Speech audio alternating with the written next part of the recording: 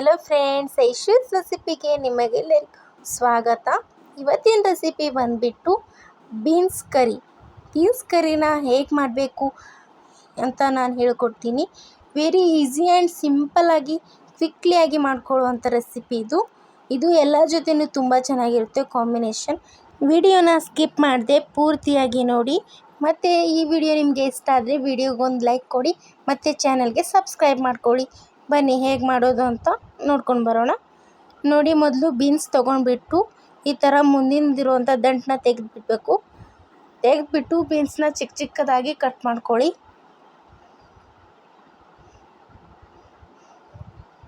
ನಿಮ್ಗೆ ಯಾವ ಸೈಜಲ್ಲಿ ಬೇಕೋ ಆ ಸೈಜಲ್ಲಿ ಚಿಕ್ಕ ಚಿಕ್ಕದಾಗಿ ಕಟ್ ಮಾಡಬೇಕು. ನೋಡಿ, ಇವಾಗ ನಾನು ಕಟ್ ಮಾಡ್ತಾಯಿದ್ದೀನಿ. ಎಲ್ಲ ಬೀನ್ಸ್ನೂ ಹಾಗೆ ಕಟ್ ಮಾಡಿಕೊಂಡು ಇಟ್ಕೊಂಡ್ಬಿಡಿ. ಇವಾಗ ಈ ಬೀನ್ಸ್ ಇಷ್ಟು ಕಟ್ ಆದ ನಂತರ ಇವಾಗ ನೀರು ತಗೊಳ್ಳಿ. ಒಂದು ಪಾತ್ರೆಗೆ ಬೀನ್ಸ್ನ ಚೆನ್ನಾಗಿ ನೀರಲ್ಲಿ ತೊಳ್ಕೊಳ್ಬೇಕಾಗುತ್ತೆ. ನೋಡಿ, ಇವಾಗ ತೊಳ್ಕೊಳ್ತಾ ಇದ್ದೀನಿ. ಒಂದು ಸಲ ತೊಳ್ಕೊಂಡ್ಬಿಟ್ರೆ ಸಾಕು. ನೋಡಿ, ತೊಳ್ಕೊಂಡ್ಬಿಟ್ಟು ಪ್ಲೇಟ್ಗೆ ಎತ್ತಿಟ್ಕೊಂಡ್ಬಿಡಿ. ಬೀನ್ಸ್ ತೊಳೆದಾದ ನಂತರ ಒಂದೆರಡು ಮೀಡಿಯಮ್ ಸೈಜ್ ಈರುಳ್ಳಿನ ಈ ಥರ ಉದ್ದುದ್ದಕ್ಕೆ ಕಟ್ ಮಾಡ್ಕೊಳ್ಬೇಕು. ಈರುಳ್ಳಿ ಕಟ್ ಮಾಡ್ಕೊಂಡ ನಂತರ ಮತ್ತು ಒಂದು ಮೀಡಿಯಮ್ ಸೈಜ್ ಟೊಮೆಟೊನ ಚಿಕ್ಕ ಚಿಕ್ಕ ಪೀಸಸ್ ಆಗಿ ಕಟ್ ಮಾಡ್ಕೊಳ್ಬೇಕಾಗುತ್ತೆ. ನೋಡಿ, ಇವಾಗ ನಾನು ಕಟ್ ಮಾಡ್ತಾಯಿದ್ದೀನಿ. ಟೊಮೆಟೊ ಹಣ್ಣನ್ನ ಕಟ್ ಮಾಡಿದ ನಂತರ ಒಂದು ಸ್ಟವ್ ಮೇಲೆ ಒಂದು ಪಾತ್ರೆ ಇಟ್ಕೊಳ್ಬೇಕು. ಪಾತ್ರೆ ಬಿಸಿ ಆಗ್ಲಿಕ್ಕಿಡಿ. ಪಾತ್ರೆ ಬಿಸಿ ಆದ ನಂತರ ಒಂದು ಅರ್ಧ ಕಪ್ ಆಗೋಷ್ಟು ಕಡಲೆ ಬೀಜನ ಹಾಕಿಬಿಟ್ಟು ಚೆನ್ನಾಗಿ ಹುರ್ಕೊಳ್ಬೇಕಾಗುತ್ತೆ. ನೋಡಿ, ಗ್ಯಾಸ್ ಫ್ಲೇಮ್ನ ಲೋ ಮಾಡ್ಕೊಂಡ್ಬಿಟ್ಟು ಹುರ್ಕೊಳ್ಳಿ. ನೋಡಿ, ಈ ಥರ ಹುರ್ಕೊಳ್ಬೇಕು ಡಾರ್ಕ್ ಆಗೋವರೆಗೂ. ನೋಡಿ, ಹುರ್ಕೊಂಡ್ಬಿಟ್ಟು ಒಂದು ಬೌಲ್ಗೆ ಎತ್ತಿಟ್ಕೊಂಡ್ಬಿಡಿ. ನಂತರ ಅದೇ ಪಾತ್ರೆಗೆ 1-2 ಟೇಬಲ್ ಸ್ಪೂನ್ ಆಗೋಷ್ಟು ಎಣ್ಣೆನ ಹಾಕ್ಕೊಳ್ಳಿ. ಎಣ್ಣೆ ಬಿಸಿ ಆದ ನಂತರ ಒಂದು ಅರ್ಧ ಟೀ ಸ್ಪೂನ್ ಸಾಸಿವೆ, ಒಂದು ಅರ್ಧ ಟೀ ಸ್ಪೂನ್ ಜೀರಿಗೆ ಹಾಕಿಬಿಟ್ಟು ಜೀರಿಗೆ ಸಾಸಿವೆ ಸಿಡಿದ ನಂತರ ಅದಕ್ಕೆ ಕರಿಬೇವಿನ ಸೊಪ್ಪು ಹಾಕಿ ಸ್ವಲ್ಪ ಅದನ್ನು ಸೇರಿಸಿದ ನಂತರ ಅದಕ್ಕೆ ಕಟ್ ಮಾಡಿ ಇಟ್ಕೊಂಡಿದ್ವಲ್ಲ ಈರುಳ್ಳಿ, ಅದನ್ನು ಇದಕ್ಕೆ ಹಾಕ್ಕೊಳ್ಬೇಕಾಗುತ್ತೆ. ಹಾಕಿಬಿಟ್ಟು ಕಲರ್ ಚೇಂಜ್ ಆಗೋವರೆಗೂ ಫ್ರೈ ಮಾಡ್ಕೊಳ್ಬೇಕು ಚೆನ್ನಾಗಿ. ನೋಡಿ, ಫ್ರೈ ಮಾಡ್ತಾಯಿದ್ದೀನಿ. ಆ ಕಡೆ ಈರುಳ್ಳಿ ಫ್ರೈ ಆಗ್ತಾ ಇರಲಿ ಅಷ್ಟರಲ್ಲಿ ಒಂದು ಮಿಕ್ಸಿ ಜಾರ್ ತೊಗೊಳ್ಳಿ.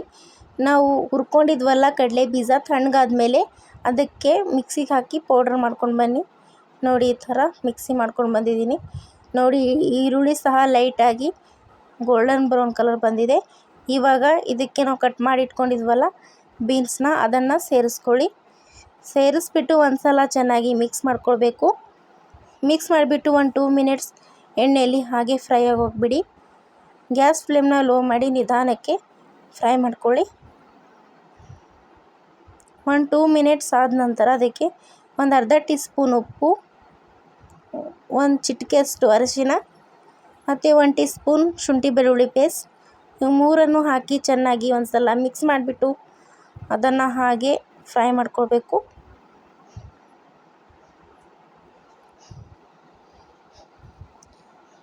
ಇವಾಗ ಒಂದು 2 ಮಿನಿಟ್ಸ್ ಲಿಡ್ನ ಕ್ಲೋಸ್ ಮಾಡಿ ಚೆನ್ನಾಗಿ ಫ್ರೈ ಮಾಡ್ಕೊಳ್ಳಿ.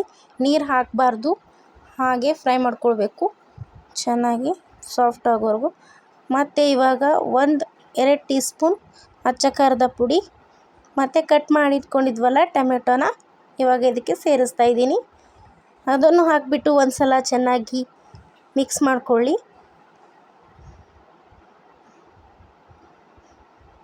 ನೋಡಿ, ಇನ್ನೂ 2 ಮಿನಿಟ್ಸ್ ಹಾಗೆ ಬಿಡ್ತೀನಿ. 2 ಮಿನಿಟ್ಸ್ ಆದಮೇಲೆ ಅದಕ್ಕೆ ಇವಾಗ ಸ್ವಲ್ಪ ನೀರು ಹಾಕ್ಕೊಳ್ಬೇಕಾಗುತ್ತೆ. ನೋಡಿ, ಒಂದು ಅರ್ಧ ಕಪ್ ಆಗೋಷ್ಟು ನೀರು ಹಾಕಿಬಿಟ್ಟು ಬೀನ್ಸ್ನ ಸಾಫ್ಟ್ ಆಗೋವರೆಗೂ ಕುದಿಸ್ಕೊಳ್ಬೇಕು.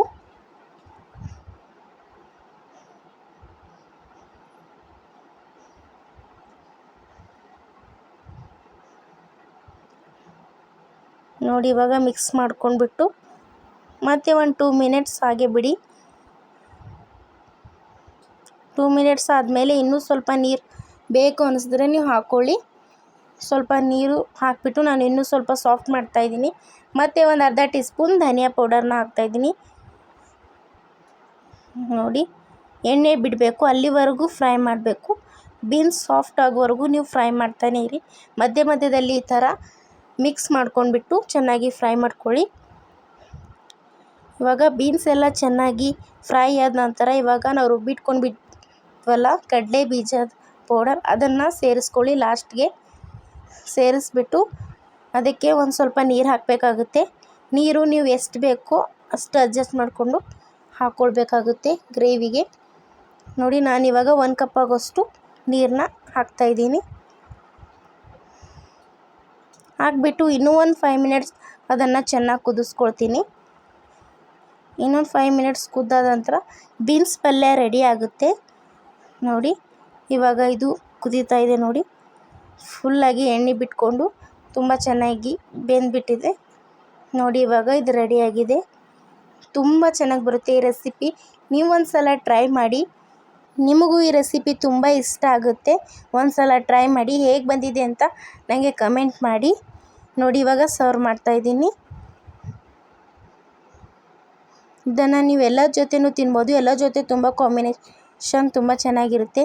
ರೈಸ್ ಆಗಿರ್ಬೋದು, ಚಪಾತಿ, ರೊಟ್ಟಿ ಮತ್ತು ಪರೋಟ ಎಲ್ಲದಕ್ಕೂ ತುಂಬ ಚೆನ್ನಾಗಿದೆ. ವಿಡಿಯೋ ಇಷ್ಟ ಆದರೆ ವಿಡಿಯೋಗೊಂದು ಲೈಕ್ ಕೊಡಿ, ಶೇರ್ ಮಾಡಿ. ಮತ್ತು ಮುಂದಿನ ಎಲ್ಲ ಹೊಸ ವಿಡಿಯೋಗಳಿಗಾಗಿ ಪ್ಲೀಸ್ ಚಾನಲ್ನ ಸಬ್ಸ್ಕ್ರೈಬ್ ಮಾಡ್ಕೊಳ್ಳಿ.